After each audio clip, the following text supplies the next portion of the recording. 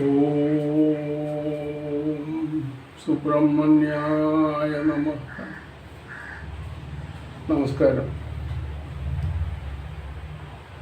ഞാൻ ഇന്ന് ഈ വീഡിയോയിലൂടെ നിങ്ങളോട് പറയുന്നത് എൻ്റെ നാട്ടിലെ സുബ്രഹ്മണ്യ സ്വാമി ക്ഷേത്രത്തെക്കുറിച്ചാണ്. ഈ ക്ഷേത്രത്തെക്കുറിച്ചുള്ള 7 വീഡിയോ കുറേ മാസങ്ങൾക്ക് മുമ്പ് എൻ്റെ ഈ യൂട്യൂബ് ചാനലിലൂടെ ഞാൻ ഇട്ടിരുന്നു. ഈ 7 വീഡിയോയിലൂടെ ഈ ക്ഷേത്രത്തെ സംബന്ധിച്ചുള്ള ഏകദേശം കാര്യങ്ങളൊക്കെ ഞാൻ പറഞ്ഞിരുന്നു. എന്നാൽ ഇന്ന് ഞാൻ പറയുന്നത് ഈ ക്ഷേത്രത്തെ സംബന്ധിച്ചുള്ള ഏറ്റവും ലേറ്റസ്റ്റ് ആയിട്ടുള്ള ചില കാര്യങ്ങളാണ്. അതിന് ഒരു കാരണം കൂടിയുണ്ട്. കാരണം നമ്മുടെ നാട്ടിൽ ഡിജിറ്റൽ ഭൂമി സർവേ നടന്നുകൊണ്ടിരിക്കുകയാണ്. അപ്പോൾ ഈ ക്ഷേത്രത്തിനെ സംബന്ധിച്ചിടത്തോളം ഒരു പ്രധാന പ്രശ്നം, ഈ ക്ഷേത്ര സ്വത്തുകൾ അന്യായമായി നാട്ടുകാർ കൈയടക്കി വച്ചിരിക്കുന്നു എന്നുള്ളതാണ്. അത് അല്പമൊന്നുമല്ല, അനേകം ഏക്കർ ഭൂമികളിലാണ്, നിലവും പുരയിടവുമായിട്ട് യാതൊരു ന്യായീകരണവും ഇല്ലാതെയാണ് ഈ നാട്ടുകാർ ഇത് കൈയടക്കി വച്ചിരിക്കുന്നത്. 50 കൊല്ലമായിട്ട് അവർ ഇത് കൈയടക്കി വെച്ച് അത് കൃഷി ചെയ്ത് അവർ ആദായം എടുക്കുന്നു, ക്ഷേത്രത്തിനൊന്നും കൊടുക്കുന്നില്ല. അതിനെപ്പറ്റി ചോദിക്കാൻ നാട്ടിലാരുമില്ല. ക്ഷേത്രത്തിന് ഒരു വ്യക്തമായ ഭരണസമിതിയില്ല. അതാണ് കാരണം. അപ്പോൾ ഈ സന്ദർഭത്തിൽ ഈ ഭൂമികൾ സ്വന്തമാക്കാനുള്ള കൃത്രിമമായ രേഖകളും മറ്റുമായി ഇവർ ഉദ്യോഗസ്ഥന്മാരെ സമീപിക്കാൻ സാധ്യതയുണ്ട്. ഇത് മനസ്സിലാക്കി ഞാൻ ഏതാനും ദിവസങ്ങൾക്ക് മുമ്പ് അവിടെ പോയി ഈ ഡിജിറ്റൽ സർവേ ഉദ്യോഗസ്ഥന്മാരെ കണ്ടു. അവർക്കൊരു ലെറ്ററും കൊടുത്തിട്ടുണ്ട്. ഇത്തരം അന്യായങ്ങൾ ഇവിടെ നടക്കാൻ സാധ്യതയുണ്ട്, നിങ്ങളെ അബദ്ധങ്ങൾ പറഞ്ഞ് ധരിപ്പിച്ച് നാട്ടുകാർ കബളിപ്പിക്കാൻ സാധ്യതയുണ്ട്, നിങ്ങൾ ആ കബളിപ്പിക്കലിൽ കരുക്കളാകരുത് എന്ന് ഞാൻ അവരോട് അപേക്ഷിച്ചിട്ടുണ്ട്.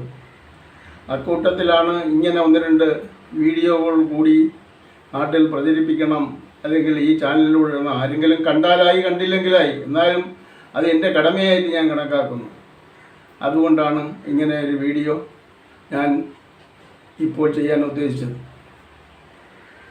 ഞാൻ ഏകദേശം ഈ ക്ഷേത്രത്തിൻ്റെ കാര്യങ്ങളെക്കുറിച്ചെല്ലാം എൻ്റെ കഴിഞ്ഞ വീഡിയോകളിൽ കൂടെ പറഞ്ഞിട്ടുണ്ട്.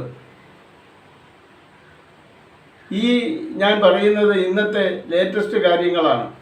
2 കാര്യങ്ങളാണ് ഈ ക്ഷേത്രത്തെ സംബന്ധിച്ചിടത്തോളം എനിക്ക് പ്രത്യേകമായി പറയാനുള്ളത്. ഒന്ന്, ഈ ക്ഷേത്രത്തിൻ്റെ ഭരണപരമായ നിയമസാധുത. 2, ഈ ക്ഷേത്രത്തിൻ്റെ സ്വത്തുക്കളുടെ ഇന്നത്തെ അതിൻ്റെ സ്വഭാവം, അതിൻ്റെ വാലിഡിറ്റി. ഇതൊക്കെയാണ് എനിക്ക് പറയാനുള്ളത്. 2 ഭാഗങ്ങളായിട്ടാണ് എനിക്ക് പറയാനുള്ളത്. അപ്പോൾ ഇതിൻ്റെ പൂർവ്വചരിത്രങ്ങളൊക്കെ ഞാൻ പറഞ്ഞു. ഈ ക്ഷേത്രത്തിൻ്റെ 1943 ഈ ക്ഷേത്രം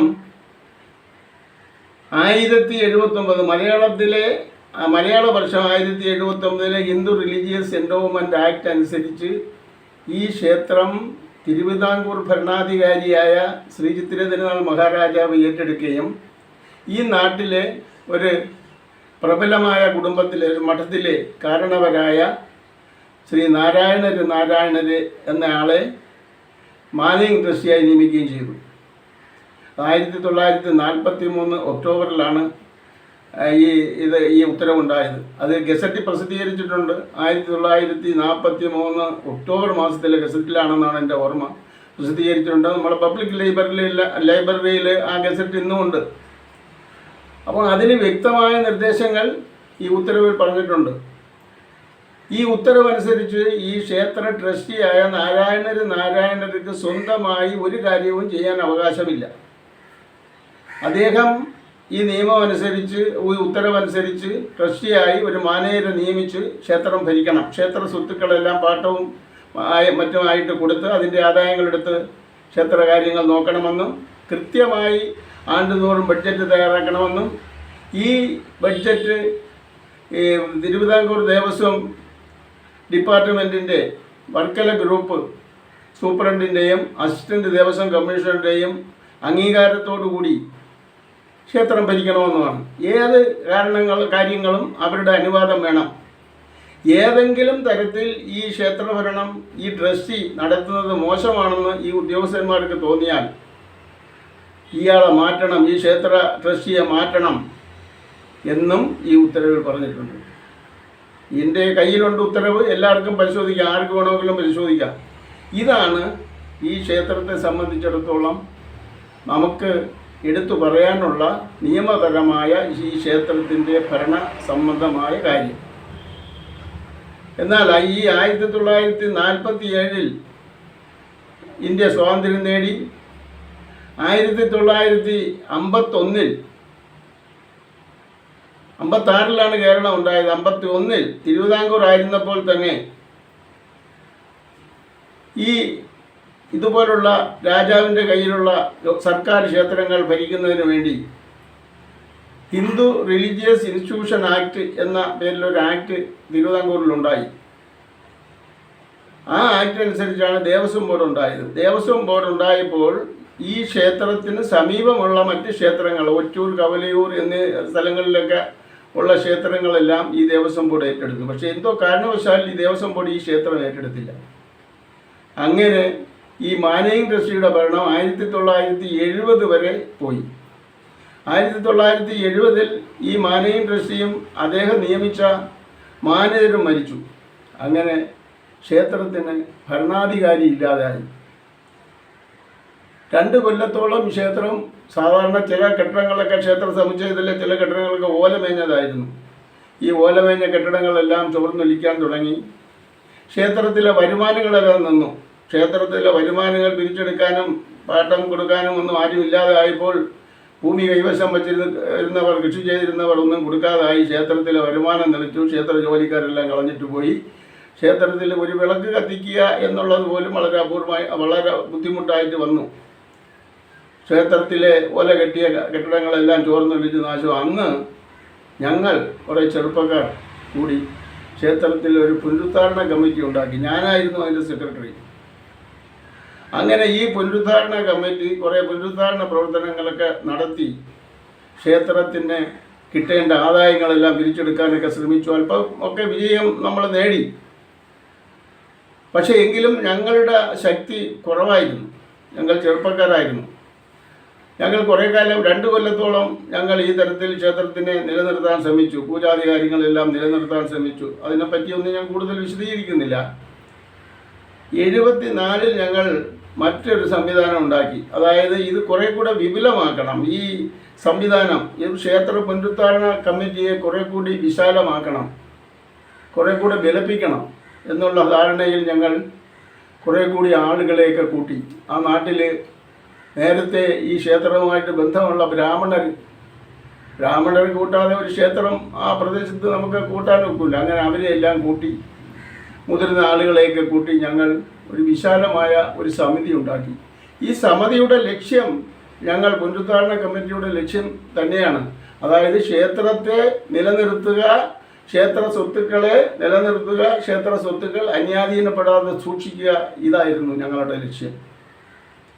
അങ്ങനെ ഞങ്ങൾ ഉണ്ടാക്കി ഒരു കമ്മിറ്റി, എല്ലാവരെയും ചേർത്ത് ഒരു കമ്മിറ്റി ഉണ്ടാക്കി. അപ്പോൾ അഭിപ്രായം വന്നു, ഈ ക്ഷേത്രത്തിൽ പല തരത്തിലുള്ള, അതിനോട്ട് ഞാൻ വിശദീകരിക്കുന്നില്ല, അതിൽ ചിലർക്ക് ചില പ്രാമുഖ്യം കൊടുക്കുകയൊക്കെ ചെയ്തിട്ടുണ്ട്. അങ്ങനെ ഞങ്ങളൊരു ബൈല ഉണ്ടാക്കി. ആ ബൈലയിൽ ചില പ്രത്യേകതകളൊക്കെ ഞങ്ങൾ കൊടുത്തിരുന്നു. ബ്രാഹ്മണർക്ക് അല്പം മുൻതൂക്കമൊക്കെ ഞങ്ങൾ കൊടുത്തു. കാരണം ബ്രാഹ്മണർ ഈ ആണ്ടുതോറും 5 കൊല്ലത്തിലൊരിക്കൽ മത്സരിക്കണമെന്നൊക്കെയാണ് ഞങ്ങൾ ബൈല ഉണ്ടാക്കിയത്. അപ്പോൾ ഈ ബ്രാഹ്മണർ പറഞ്ഞ് ഞങ്ങൾക്ക് മത്സരിക്കാനൊന്നും വയ്യ. അങ്ങനെ ഞങ്ങൾ അവരെ സ്ഥിരം അംഗങ്ങളാക്കി. അതേപോലെ അവരുടെ അഭിപ്രായത്തോടു കൂടി തന്നെ ഈ ക്ഷേത്രത്തിൻ്റെ ട്രസ്റ്റി ആയിരുന്ന ആളിൻ്റെ മകനെ ഞങ്ങൾ ഈ ക്ഷേത്രത്തിലെ പ്രസിഡന്റ്, ഈ സംവിധാനത്തിൻ്റെ പ്രസിഡന്റ് ആക്കാൻ ശ്രമിച്ചു. ആദ്യം അദ്ദേഹം നിഷേധിച്ചു. അദ്ദേഹത്തിന് ഇതിൽ പങ്കെടുക്കാൻ വയ്യ എന്നാണ് പറഞ്ഞത്. പിന്നീട് ഞങ്ങൾ നിർബന്ധിച്ചു, അദ്ദേഹം പങ്കെടുത്തു. അദ്ദേഹത്തിന് ഞങ്ങൾ സ്ഥിരം പ്രസിഡന്റ് ആക്കിയൊക്കെയാണ് ഇങ്ങനൊരു സംവിധാനം ഉണ്ടാക്കിയത്. ഒരു ബൈല ഉണ്ടാക്കി അത് രജിസ്റ്റർ ചെയ്തു. ആ ബൈല രജിസ്റ്റർ ചെയ്യുന്നതിന് അല്പം മുമ്പ് ഞാനും എന്നോടൊപ്പം ഈ സംഘടനയിൽ സജീവമായി പ്രവർത്തിച്ചുകൊണ്ടിരുന്ന 2-3 പേരും ജീവിതമാർഗം തേടി വീടും നാടുമൊക്കെ വിട്ടുപോയി. അതിനുശേഷം ഈ സംവിധാനത്തിലേക്ക് കടന്നു വന്ന നാട്ടുകാർ ചെയ്തത് മുഴുവൻ അന്യായമാണ് എന്ന് പറയാതിരിക്കാൻ നിവർത്തിയില്ല. അപ്പോൾ ഞങ്ങൾ കൃത്യമായിട്ട് ചിന്തിച്ചത്, ഇങ്ങനൊരു സംവിധാനം ഉണ്ടാക്കി, ഒരു ഭരണഘടന ഉണ്ടാക്കി, എവിടെ നിന്നാണോ ഈ ക്ഷേത്രത്തിന് നിയമപരമായി ഈ ഭരണഘടനയ്ക്ക് അംഗീകാരം നേടേണ്ടത്, അവിടെ നിന്ന് അംഗീകാരം നേടി ഈ ക്ഷേത്രഭരണം നമുക്ക് നടത്താൻ കഴിയണം എന്നായിരുന്നു. എന്നാൽ അങ്ങനെ ഒരു അംഗീകാരം പിന്നീട് വന്നവർ നേടിയില്ല. ഈ കഴിഞ്ഞ 50 വർഷമായിട്ട് ഈ ക്ഷേത്രഭരണം യാതൊരു തരത്തിലുള്ള നിയമസാധുതയുമില്ലാത്ത കുറേ ആളുകളാണ് ഭരിച്ചുകൊണ്ടിരിക്കുന്നത്. ഇതാണ് എനിക്ക് പ്രധാനമായിട്ട് പറയാനുള്ളത്. ഈ ക്ഷേത്രം 1974 മുതൽ ഈ 2025 ഇന്ന് വരെ ഈ ക്ഷേത്രം ഭരിക്കുന്ന ഈ നാട്ടുകാരാണ് ഭരിക്കുന്നത്. നാട്ടിലുള്ളവർ തന്നെയാണ് 5 കൊല്ലത്തിൽ ഒരിക്കൽ ചിലപ്പം 10 കൊല്ലം അവർ തിരഞ്ഞെടുപ്പൊന്നും കൃത്യമായിട്ട് നടത്തുന്നില്ല. അപ്പം നാട്ടുകാരുടെ ഒരു പൊതുയോഗം കൂടണം. ആ പൊതുയോഗത്തിൽ നിന്ന് ഭക്തജനങ്ങളുടെ ഒരു സമിതി ഉണ്ടാക്കണം. അത് ജനറൽ ബോഡി, എക്സിക്യൂട്ടീവ് ബോഡി ഉണ്ടാക്കണം. അങ്ങനെ ഉണ്ടാക്കണം, ഇങ്ങനെ ഉണ്ടാക്കണമെന്നൊക്കെ ഇതിൽ ഈ ഭരണഘടനയെ പറഞ്ഞിട്ടുണ്ട്. ഈ ക്ഷേത്ര ഭരണഘടന എന്ന് പറഞ്ഞിപ്പോൾ അവർ പറയുന്നതിൽ അത് പൊക്കി പിടിച്ചും കൊണ്ട് ഇതാണ് ഞങ്ങൾ ക്ഷേത്രം ഭരിക്കാനുള്ള ഭരണഘടന. ഈ ഭരണഘടനയ്ക്ക് ആരും അംഗീകാരം കൊടുത്തു? ഈ ഭരണഘടനയ്ക്ക് ആരും അംഗീകാരം കൊടുത്തില്ല. ഹിന്ദു റിലീജിയസ് എൻഡോവ്മെന്റ് ആക്ട് അനുസരിച്ച് ഒരു മാനേജിംഗ് ട്രസ്റ്റിയെ ഭരണാധികാരിയായ രാജാവ് നിയമിച്ച് ഭരിച്ചുകൊണ്ടിരുന്ന ക്ഷേത്രത്തിനെ, അതിൻ്റെ ആ ക്ഷേത്രത്തെ ഒരു നാട്ടുകാർ ചേർന്ന ഒരു സമിതി ഉണ്ടാക്കി ഭരിക്കാൻ കഴിയുമോ? നാട്ടുകാർ ചേർന്ന ഒരു ഭരണസമിതി ഉണ്ടാക്കിയാലും അതിന് അംഗീകാരം മേടിക്കണ്ടേ? സർക്കാർ ക്ഷേത്രമല്ലേ, സർക്കാരിൻ്റെ അംഗീകാരം മേടിക്കണ്ടേ? ആരാണോ അംഗീകാരം കൊടുക്കണം അവരിൽ നിന്ന് വാങ്ങിക്കണം. പക്ഷെ അവരാരും അതിന് ശ്രമിക്കാതെ ഈ 50 കൊല്ലമായിട്ട് ഈ ക്ഷേത്രം ഭരിച്ചുകൊണ്ടിരിക്കുന്നു. ക്ഷേത്രത്തിൻ്റെ വരുമാനം അവർക്ക് തോന്നിയവാസമായിട്ട് ചെയ്യുന്നു. ക്ഷേത്രത്തിന് ഇന്ന് നല്ല വരുമാനമുണ്ട്. നാളുകൾ കാണിക്കയിടും മറ്റു തരത്തിലും ക്ഷേത്രത്തിന് വരുമാനമുണ്ട്. അതുകൂടാതെ 100 കണക്കിന് ഏക്കർ ഭൂമിയുണ്ട് ഇന്നും. ആ ഭൂമിയിൽ നിന്ന് ഒരു പൈസ പോലും വരുമാനം ഈ 50 കൊല്ലത്തിനകത്ത് കിട്ടിയിട്ടില്ല. മാത്രമല്ല ഈ ക്ഷേത്ര സ്വത്തുക്കൾ മുഴുവൻ ദുർവിനിയോഗം ചെയ്തു. ക്ഷേത്ര സ്വത്തുക്കളുടെ മണ്ണെടുത്ത് ചുടുകെട്ടി ഉണ്ടാക്കി വിറ്റു. ക്ഷേത്രത്തിൻ്റെ വക ഒരു കാവിൻ്റെ മരങ്ങൾ വെട്ടിമുറിച്ചു നശിപ്പിച്ചു. അത് കഴിഞ്ഞ് ക്ഷേത്ര കാമ്പൗണ്ടിലെ മരങ്ങൾ വെട്ടിമുറിച്ച് നശിപ്പിച്ചു. ക്ഷേത്ര വക ഭൂമിയിൽ ഇവർ തെങ്ങും റബ്ബറും ഒക്കെ കൃഷി ചെയ്ത് 50 കൊല്ലം കൊണ്ട് ആദായം എടുത്തുകൊണ്ടിരിക്കുന്ന ആരും ചോദിക്കാനുമില്ല, പറയാനുമില്ല. അപ്പോൾ അങ്ങനെ ഒരു നിയമമില്ല. ഹിന്ദു റിലീജിയസ് എൻഡോവ്മെന്റ് ആക്ട് അനുസരിച്ച് ഉള്ള ഒരു ക്ഷേത്രത്തിൽ നാട്ടുകാരുടെ ഒരു പൊതുയോഗത്തിന് ഭരിക്കാൻ അധികാരമില്ല. അധികാരം ഉണ്ടാവണമെങ്കിൽ നമ്മുടെ നിലവിലെ സർക്കാർ അതിന് അംഗീകാരം കൊടുക്കണം. സർക്കാർ അംഗീകാരം എങ്ങനെ കൊടുക്കും? സർക്കാരിൻ്റെ ഈ ഹിന്ദു റിലീജിയസ് എൻഡോവ്മെന്റ് ആക്ട് സർക്കാർ റദ്ദ് ചെയ്തിട്ടില്ല. അതേസമയം ഹിന്ദു റിലീജിയസ് ഇൻസ്റ്റിറ്റ്യൂഷൻ ആക്ടിൽ ഈ ക്ഷേത്രത്തെ ഉൾപ്പെടുത്തിയിട്ടുമില്ല. അതിൻ്റെ പേരിലായിരിക്കും സാങ്കേതിക പ്രശ്നങ്ങൾ ഉണ്ടായതുകൊണ്ടായിരിക്കും ഈ ക്ഷേത്രം ഈ ദേവസ്വം ബോർഡ് ഏറ്റെടുക്കാതെ വന്നതും പിന്നെ ഈ തരത്തിലൊക്കെ ആയതും. അപ്പോൾ ഈ കാര്യങ്ങൾ ഒന്നും ചിന്തിക്കാതെ ഈ നാട്ടുകാർ ഈ ക്ഷേത്രത്തെ സ്വന്തം വകയായിട്ട് കൈകാര്യം ചെയ്യുന്നു. ഈ ഹിന്ദു റിലീജിയസ് എൻഡോവ്മെന്റ് ആക്ട് അനുസരിച്ച് നമുക്ക് ഒരു നിർണായക ഘട്ടത്തിൽ ഈ ക്ഷേത്രത്തിനെ സംരക്ഷിക്കാൻ വേണ്ടി നമുക്ക് നാട്ടുകാർക്ക് ഇടപെടാം. മാനുവലിൽ BD മാനുവൽ എന്ന തരത്തിൽ ഈ ഹിന്ദു റിലീജിയസ് എൻഡോവ്മെന്റ് ആക്ട് അനുസരിച്ച് എങ്ങനെയാണ് ഭരിക്കേണ്ടതെന്നൊക്കെ ദേവസ്വം ബോർഡ് പുറത്തിറക്കിയ ഹിന്ദു PD ദേവസ്വം മാനുവലിൽ പറഞ്ഞിട്ടുണ്ട്. അതനുസരിച്ച് ചില അടിയന്തര ഘട്ടങ്ങളിൽ നാട്ടുകാർക്ക് ഇടപെടാം.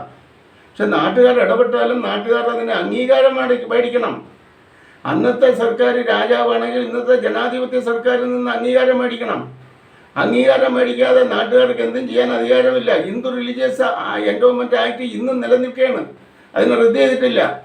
സർക്കാർ പുതിയ ആക്ട് കൊണ്ടുവന്ന് ദേവസ്വം ബോർഡൊക്കെ ഉണ്ടാക്കിയപ്പോൾ ഈ ആക്ടിനെ റദ്ദ് ചെയ്തിട്ടില്ല. ഈ ആക്ട് ഇന്നും ആക്റ്റീവാണ്. അപ്പോൾ ഇത് മറന്നുകൊണ്ട് നമുക്ക് എന്തും ചെയ്യാന്ന് വെച്ചാൽ ഇവിടെ ചോദിക്കാനും പറയാനും ആളില്ല. ഈ ക്ഷേത്രത്തിനെ പറ്റി ചോദിക്കാനും പറയാനും ആളില്ലാത്ത ഒരു സാഹചര്യത്തിൽ എന്തും ചെയ്യാമെന്നുള്ള ആ കണ്ടീഷനിൽ ഈ ക്ഷേത്രവക സ്വത്തുക്കൾ ഇന്ന് സർവേ നടത്തി സ്ഥിരപ്പെടുത്തി, survey department, revenue department, registration department, ഈ 3 ഡിപ്പാർട്ട്മെൻറ്റും കൂടിയാണ് ഇത് നടത്തുന്നത്. ഈ ഡിപ്പാർട്ട്മെൻറ്റ് ഉദ്യോഗസ്ഥന്മാരെ സ്വാധീനിച്ച് ഈ നാട്ടുകാർ കള്ളപ്രമാണങ്ങൾ ഉണ്ടാക്കി. അവരിപ്പോഴുണ്ടാക്കിയല്ലോ, അനേകം കള്ളപ്രമാണങ്ങൾ ഉണ്ടാക്കി. ആ കള്ളപ്പട്ടയം, റേ സർട്ടിഫിക്കറ്റ് അനുസരിച്ച് 15 കോടി രൂപയോളം റോഡിന് ഭൂമി ഏറ്റെടുത്തപ്പോൾ നഷ്ടപരിഹാരമായിട്ട് നാട്ടുകാർ വാങ്ങിച്ചെടുത്തു. ചോദിക്കാനും പറയാനും ആരുമില്ല, ഇന്നുവരെ ചോദിച്ചിട്ടില്ല. എന്താണ് കാര്യം? കൃത്രിമമായിട്ട് നാട്ടുകാരെ സ്വാധീനിച്ച്, അന്നത്തെ തഹസീൽദാരെ സ്വാധീനിച്ച് ക്രയ സർട്ടിഫിക്കറ്റ് സമ്പാദിച്ചപ്പോൾ ഇത് കൃത്രിമമാണ്. ഈ ഭൂമി അങ്ങനെ പതിച്ചു കൊടുക്കാൻ പറ്റിയ ഭൂമിയല്ല. ഞാൻ ഇന്നത്തെ ഈ കേരളത്തിലെ ഭൂപരിഷ്കരണ നിയമങ്ങളെ മുഴുവൻ നോക്കി. അതിലൊന്നും ഈ ക്ഷേത്രഭൂമിയെ പതിച്ചു കൊടുക്കാൻ, നാട്ടുകാർക്ക് കൊടുക്കാൻ ഉള്ള ഒരു വകുപ്പും പറഞ്ഞിട്ടില്ല. ജന്മി ഭൂമികളും മറ്റു തരത്തിലുള്ള പല ഭൂമികളും പതിച്ചു കൊടുക്കാമെന്നൊക്കെ പറഞ്ഞിട്ടുണ്ട്.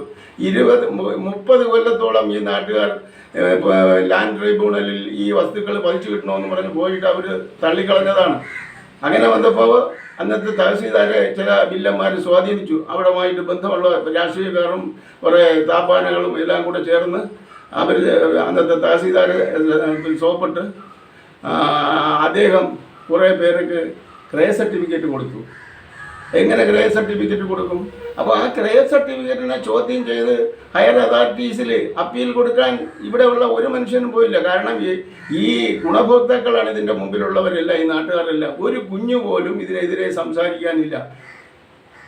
അന്ന് ക്രയ സർട്ടിഫിക്കറ്റ് മേടിച്ചു. അത് കഴിഞ്ഞപ്പോൾ ലാൻഡ് അക്വിസിഷൻ വന്നു. ലാൻഡ് അക്വിസിഷൻകാർ ഈ ഭൂമി വിഴിഞ്ഞം നാവായിക്കുളം റോഡിന് വേണ്ടി ഏറ്റെടുത്തപ്പോൾ, ഹൈവേക്ക് വേണ്ടി ഏറ്റെടുത്തപ്പോൾ 15 കോടിയോളം രൂപയാണ് അവർ ഈ ക്ഷേത്രവക ഭൂമി കൈവശപ്പെടുത്തി ക്രയ സർട്ടിഫിക്കറ്റ് മേടിച്ച് വച്ചിരുന്നവർ മേടിച്ചെടുത്തത്. ഇതിനെ ചോദ്യം ചെയ്യാൻ ആരും പോയില്ല. ഈ പണം മേടിക്കുന്ന സമയത്ത്, കൊടുക്കുന്ന സമയത്ത് പോലും അതിൻ്റെ ബന്ധപ്പെട്ടവർക്കൊരു പരാതി ആരും കൊടുത്തില്ല. അങ്ങനെ ഇവർ ഈ ക്ഷേത്രവക സ്വത്തുക്കൾ എല്ലാം കൈവശപ്പെടുത്തി വച്ചിരിക്കുകയാണ്. ക്ഷേത്രം ഭരിക്കാൻ നാട്ടുകാർക്ക് അവകാശമില്ല. ക്ഷേത്രം സംരക്ഷിക്കാൻ അവകാശമുണ്ട്. ക്ഷേത്രത്തിന് എന്തും നമുക്ക് സമർപ്പിക്കാം. ഞങ്ങൾ 2004 ഒരു കൊടിമരം ഉണ്ടാക്കി. പണ്ട് കൊടിമരം ഉണ്ടായിരുന്നു, നശിച്ചു പോയി 250 കൊല്ലത്തിന് മുമ്പ്. അതിനുശേഷം 2004 ഞങ്ങൾ കൊടിമരം ഉണ്ടാക്കിയത്. അന്ന് ഒരു കൊല്ലം ഞാൻ ആ അമ്പലത്തിൻ്റെ സെക്രട്ടറി, ഇടക്കാലം സെക്രട്ടറിയായി. അന്ന് ഞാൻ എൻ്റെ പരിശ്രമ ഫലവും കൂടിയാണ് ആ കൊടിമരം ഉണ്ടാക്കിയത്. അങ്ങനെ അങ്ങ് കൊടിമരം ഉണ്ടാക്കാം, ഗോപുരം ഉണ്ടാക്കാം, ക്ഷേത്രത്തിന് എന്ത് കൊടുക്കാം. പക്ഷേ ക്ഷേത്രത്തിൻ്റെ വക ഒരു തരി മണ്ണ് പോലും, അല്ലെങ്കിൽ ഒരു വൃക്ഷത്തിൻ്റെ ഒരു ശിഖരം പോലും മുറിച്ചെടുക്കാൻ നാട്ടുകാർക്ക് അധികാരമില്ല. അതാണ് ഹിന്ദു റിലീജിയസ് എൻഡോവ്മെൻ്റ് ആക്ട്. ആ ആക്ട് ഇന്ന് നിലനിൽക്കുകയാണ്. ആ ആക്ട് നിലനിർത്തിക്കൊണ്ടാണ് ഈ കാര്യങ്ങൾ അത്രയും ചെയ്തത്. അപ്പോൾ ഇനി ഇതിനകത്ത് വേറെ ചില ആൾക്കാർ പറയും, ഇതിനകത്ത് ഭരിച്ചിരുന്ന ആൾ, ട്രസ്റ്റി ആയിരുന്ന ആളിൻ്റെ അദ്ദേഹത്തിന് എന്തോ പാരമ്പര്യ അവകാശമുണ്ട്, അദ്ദേഹത്തിൻ്റെ മക്കൾക്കോ ചെറുമക്കൾക്കോ ഒക്കെ പാരമ്പര്യ അവകാശമുണ്ടെന്നും പറഞ്ഞ് കുറേ പേരുണ്ട്. ഈ പാരമ്പര്യ അവകാശം ഉണ്ടെന്ന് അവർ കോടതി തെളിയിക്കട്ടെ. ഇതെല്ലാം കോടതിയിൽ വരട്ടെ. ഈ വസ്തു കൈവശം വച്ചിരിക്കുന്നവരും, ഈ 50 കൊല്ലം ഭരിച്ചവരും, ഈ ഹെറിഡിറ്ററി അവകാശം സ്ഥാപിക്കാൻ നടക്കുന്നവരും കോടതിയിൽ വരട്ടെ, ബന്ധപ്പെട്ട കോടതിയിൽ വരട്ടെ. കോടതിയിൽ വന്ന് നമുക്ക് അവിടെ ഇതിനെ കല്ലും നെല്ലും തിരിക്കാം. കോടതി പറയട്ടെ, ബന്ധപ്പെട്ട കോടതി പറയട്ടെ, നാട്ടുകാർ ഈ ക്ഷേത്രഭൂമി പതിച്ചെടുത്തത് ന്യായമാണ്. ക്രയ സർട്ടിഫിക്കറ്റ് തഹസീൽദാർ 2000 ആണ്ട് അടുപ്പിച്ച് കൊടുത്തത് ശരിയാണ്. ഈ ക്ഷേത്രവക ഭൂമി ആൾക്കാരൊക്കെ കൈവശം വെച്ച് അനുഭവിക്കാം. ഒരു വകയും ക്ഷേത്രത്തിന് കൊടുക്കണ്ട. ക്ഷേത്രത്തിലെ മണ്ണെടുത്ത്, ക്ഷേത്രവക ഭൂമിയിലെ മണ്ണെടുത്ത് ചുടുകെട്ട ഉണ്ടാക്കി നാട്ടുകാർക്ക് വിൽക്കാം. അതിനവർക്ക് അധികാരമുണ്ട്. അവർക്ക് തെങ്ങ് വയ്ക്കാം, റബ്ബർ വയ്ക്കാം, എല്ലാത്തിനും അധികാരമുണ്ട്. ക്ഷേത്രത്തിന് യാതൊരു അധികാരമില്ല. അത് നാട്ടുകാർക്ക് അവകാശപ്പെട്ടതാണ് എന്ന് ഒരു കോടതി പറയട്ടെ. ആ കോടതി പറയുന്നത് വരെ ഞാൻ ഇതിൻ്റെ പുറകെ നടക്കും. കാരണം ഞാൻ കുട്ടിക്കാലം തൊട്ടേ കണ്ടു വളർന്നതാണ് ഈ ക്ഷേത്രം. ഇത് എത്രയോ തലമുറയ്ക്ക് മുമ്പുള്ള നമ്മുടെ പൂർവികരുണ്ടാക്കിയതാണ്. ഈ പൂർവികരുടെ ആത്മാക്കൾ ഇവിടെ ഉണ്ടാവും. ഈ അന്യായം പാടില്ല. ഇത് ഈ ആജന്മകാലം ഈ ക്ഷേത്രം ഈ നാട്ടിൽ നിലനിൽക്കണം എന്നുള്ള ഉദ്ദേശത്തോടു കൂടിയാണ് അന്ന് അവർ അത് ഉണ്ടാക്കിയത്. അത് ഇന്നത്തെ ആളുകൾ, ഇന്ന് അവർ ഉത്സവം നടത്തുന്നു, അന്നദാനം നടത്തുന്നു, ആർപ്പാടം നടത്തുന്നു, എല്ലാം നടത്തുന്നു. പക്ഷേ സ്വത്തുക്കൾ ഞങ്ങൾ തരൂല. നാട്ടുകാർ പറയണതാണ്. ഞാൻ നാട്ടുകാരനാണ്. ഇപ്പോഴവിടെയല്ല താമസിക്കുന്നു അത് എന്നുള്ള വ്യത്യാസമേ ഉള്ളൂ. ഞാൻ നാട്ടുകാരനാണ്. പല കാര്യങ്ങളിലും ക്ഷേത്രത്തിൻ്റെ കാര്യങ്ങൾ ഇടപെട്ടിട്ടുണ്ട്, പല കാലഘട്ടങ്ങളിലും. പലതരത്തിലുള്ള പിന്നെ ഭീഷണികളും നേരിട്ടിട്ടുണ്ട്. ഞാൻ സത്യം പറയുന്നതിൻ്റെ പേരിൽ ഇന്നും ഞാൻ പറയുന്നു, ഞാൻ ഉറച്ചു വിളിച്ചു പറയുന്നു, ഈ ക്ഷേത്രത്തിൻ്റെ സ്വത്തുക്കൾ നാട്ടുകാർക്ക് അവകാശപ്പെട്ടതല്ല. അങ്ങനെ അവകാശപ്പെട്ട ഈ ഭൂപരിഷ്കരണ നിയമങ്ങളിലെല്ലാം ഞാൻ പരിശോധിച്ചു. ഒന്നിലും ഈ ക്ഷേത്രം പോലുള്ള ക്ഷേത്രങ്ങളിൽ ഉള്ള സ്വത്തുക്കൾ പതിച്ചു കൊടുക്കണം. ഇത് ക്ഷേത്രത്തിന് ഈ സ്വത്തുക്കൾ പൂർവികർ സംഭാവനയായി സമർപ്പിച്ചതാണ്. ഇപ്പം വഖഫ് നിയമത്തിനെ പറ്റി പറയുന്നില്ലേ, വഖഫ് നിയമം മുസ്ലിം ധാർമ്മിക നിയമമാണ് വഖഫ് നിയമം. അതേപോലെയുള്ളതാണ് ഈ ഹിന്ദു റിലീജിയസ് എൻഡോവ്മെൻറ്റ് ആക്ട്. അപ്പോൾ അത് അനുസരിച്ച് ഈ ക്ഷേത്രഭൂമി ആർക്കും പറിച്ചു കൊണ്ടുപോകാൻ പറ്റില്ല. പിന്നെ എന്തുകൊണ്ട് അവരിത് വാങ്ങിച്ചെന്ന് വെച്ചാൽ ചോദിക്കാനും പറയാൻ ആ നാട്ടിൽ ആരുമില്ല. ഇപ്പോഴും അവർ ആ തരത്തിലാണ് ശ്രമിക്കുന്നത്. അതുകൊണ്ട് ഈ ഡിജിറ്റൽ സർവേ നടക്കുന്ന കാലത്തെങ്കിലും ഈ നാട്ടുകാരും ഈ ഡിജിറ്റൽ സർവേക്കാരും എൻ്റെ ഈ വീഡിയോ കാണണം, ഇതിൻ്റെ പിന്നിലുള്ള വികാരം മനസ്സിലാക്കണം. നിങ്ങൾക്ക് നാട്ടുകാർക്ക് ഇതിന് അവകാശമുണ്ട്, നിങ്ങൾക്കിതിന് അവകാശമുണ്ടെന്നൊരു നീതിന്യായ കോടതി പറയട്ടെ. സർക്കാർ പറഞ്ഞാലും പോരാ, ഒരു നീതിന്യായ കോടതി പറയണം. സർക്കാർ രാഷ്ട്രീയക്കാരുടെ കളിയാണ് അതിനകത്ത് നടക്കുന്നത്. അവരെ പറഞ്ഞാൽ ഒരു നീതിന്യായ കോടതി, ജില്ലാ കോടതിക്ക് തുല്യമായ ഒരു നീതിന്യായ കോടതി പറഞ്ഞാൽ അപ്പോഴും സമ്മതിക്കാം. കോടതി നിയമം അനുസരിച്ചാണ് പറയണത്. നിയമം പരിശോധിക്കട്ടെ. പരിശോധിച്ച് ഈ ക്ഷേത്രത്തിന് എൻ്റെ ഭൂമി നാട്ടുകാർക്ക് അവകാശപ്പെട്ടതാണ് എന്ന് കോടതി പറയുന്നുണ്ടെങ്കിൽ നമുക്ക് എന്നെപ്പോലുള്ളവർക്ക് ഒരു തർക്കവും ഇല്ല. എല്ലാവരും എൻ്റെ നാട്ടുകാരാണ്, ആരോടും എനിക്ക് പൂർവ്വവൈരാഗ്യമില്ല. പക്ഷെ നാട്ടുകാർ ചെയ്യുന്നതിനൊരു മര്യാദ വേണം. ഈ അഭിപ്രായം മാത്രമേ എനിക്കുള്ളൂ. ഇതിൻ്റെ ബാക്കി ഭാഗം ഞാൻ വീണ്ടും പറയുന്നുണ്ട്. ഇത് കൂടുതൽ സംസാരിച്ചാൽ ഈ വീഡിയോ വളരെ നീണ്ടുപോകും, ആരും കാണൂല. അതുകൊണ്ട് തൽക്കാലം നിർത്തുന്നു. നമസ്കാരം.